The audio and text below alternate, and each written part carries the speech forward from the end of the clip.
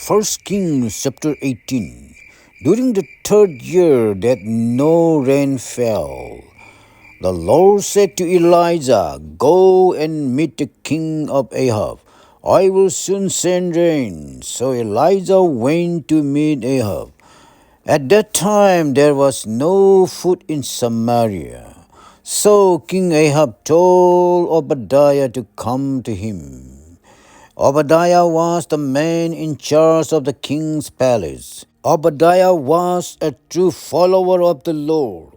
One time Jezebel was killing all the Lord's prophets. So Obadiah took 100 prophets and hid them in 2 caves. Obadiah put 50 prophets in one cave and 50 prophets in another cave. Then Obadiah brought them food and water. King Ahab said to Obadiah, "Come with me. We will look at every spring and every stream in that land. We will see if we can find enough grass to keep our horses and mules alive. Then we will not have to kill our animals. Each person chose the part of the country where they would go look for water." Then the two men went through the whole country. Ahab went in one direction by himself. Obadiah went in another direction by himself.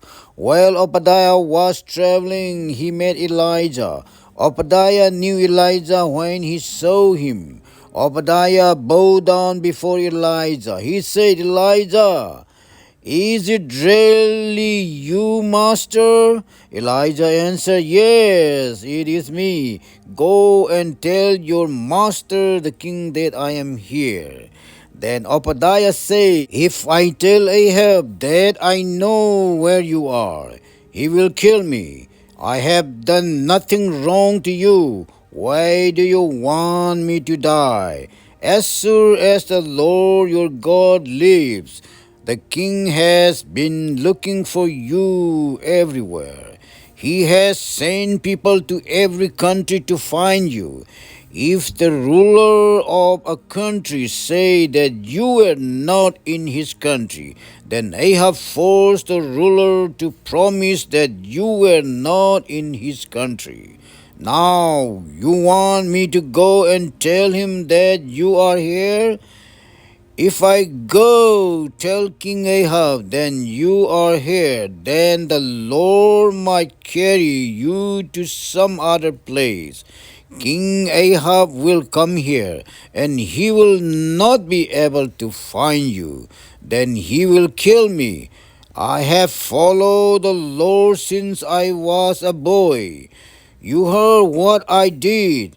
Jezebel was killing the Lord's prophets, and I hid 100 prophets in caves. I put 50 prophets in one cave and 50 prophets in another cave. I brought them food and water. Now you want me to go and tell the king that you are here? The king will kill me." Elijah answered, "As sure as the Lord all-powerful lives, I promise that I will stand before the king today." So Obadiah went to King Ahab. He told him where Elijah was. King Ahab went to meet Elijah. When Ahab saw Elijah, he said, "Is it you? You are the man that causes trouble in Israel." Elijah answered, "I have not caused Israel trouble. You and your father's family caused all this trouble. You caused trouble when you stopped obeying the Lord's commands and began following the false gods. Now tell all Israel to meet me at Mount Carmel. Also bring to that place the 450 prophets of Baal, and bring the 400 prophets of the false goddess Asherah. Queen Jezebel supports those prophets. So Ahab called all the Israelites and those prophets to Mount Carmel. Elijah came to all the people. He said, "When will you people decide what to follow? If the Lord is the true God, then you should follow him. But if Baal is the true God, then you should follow him." The people said nothing. So Elijah said, "I am the only prophet of the Lord here. I am alone, but there are 450 prophets of Baal. So bring 2 bulls. Let the prophets of Baal take 1 bull. Let them kill it and cut it into pieces. Then let them put the meat on the wood, but don't start the fire burning. Then I will do the same with the other bull, and I will not start the fire burning. You prophets of Baal will pray to your God, and I will pray to the Lord. The God that answers the prayer and starts his wood burning is the true God. All the prophets agreed that this was a good idea. Then Elijah said to the prophets of Baal, "There are many of you, so you go first. Choose a bull and prepare it, but don't start your fire." So the prophets took the bull that was given to them. They prepared it. They prayed to Baal until noon. They pray, "Baal, please answer us." But there was no sound. No one answered. The prophets danced around the altar that they had built, but the fire never started.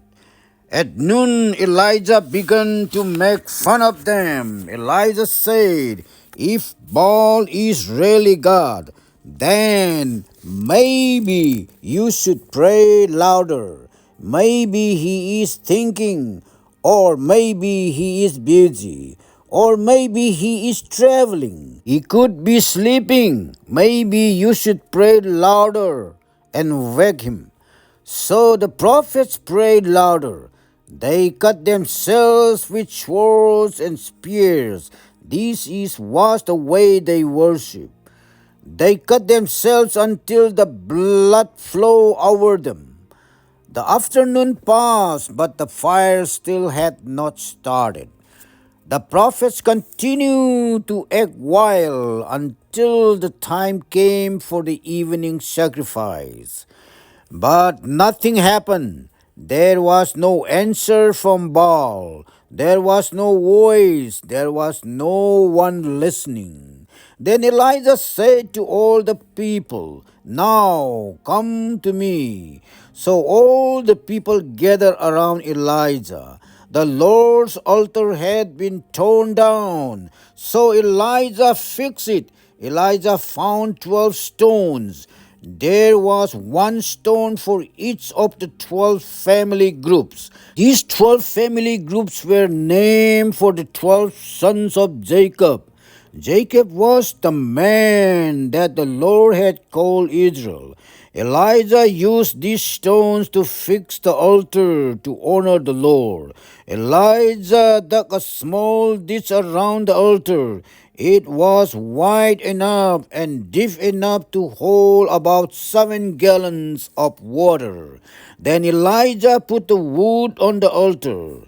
He cut the bull into pieces. He laid the pieces on the wood. Then Elijah said, "Fill 4 jars with water.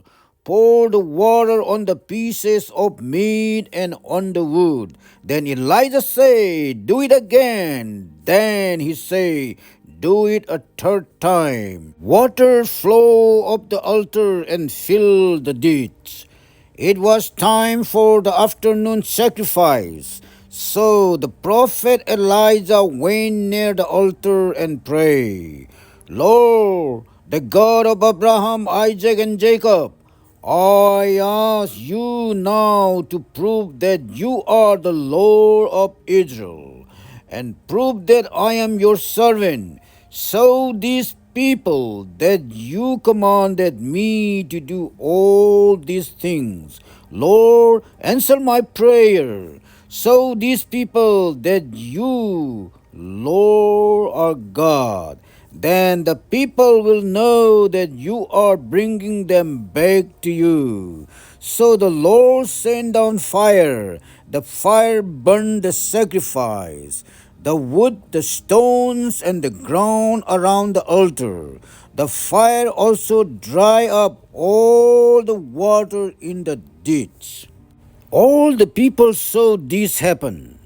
The people bowed down on the ground and began saying, "The Lord is God, the Lord is God." Then Elijah said, "Get the prophets of Baal, don't let any of them escape." So the people captured all the prophets, and Elijah led them down to the Gishon Creek. At that place he killed all the prophets. Then Elijah said to King Ahab, "Now go eat and drink. A heavy rain is coming." So King Ahab went to eat. At the same time, Elijah climbed to the top of Mount Carmel. At the top of the mountain, Elijah bent down. He put his head between his knees. Then Elijah said to his servant, "Look toward the sea." The servant went to the place where he could see the sea. Then the servant came back and said, "I saw nothing." Elijah told him to go and look again. This happened 7 times. The seventh time the servant came back and said, "I saw a small cloud the size of a man's fist." The cloud was coming from the sea. Elijah told the servant, "Go to King Ahab and tell him to get his chariot ready and go home now. If he doesn't leave now, the rain will stop him." After a short time, the sky was covered with dark clouds. The wind began to blow, and a heavy rain began to fall. Ahab got in his chariot and started traveling back to Jezreel. The power of the Lord came to Elijah. Elijah tightened his clothes around him so he could run. Then Elijah ran ahead of King Ahab all the way to Jezreel. This is the word of God, ladies and gentlemen. Thank you everyone for coming. See you all soon.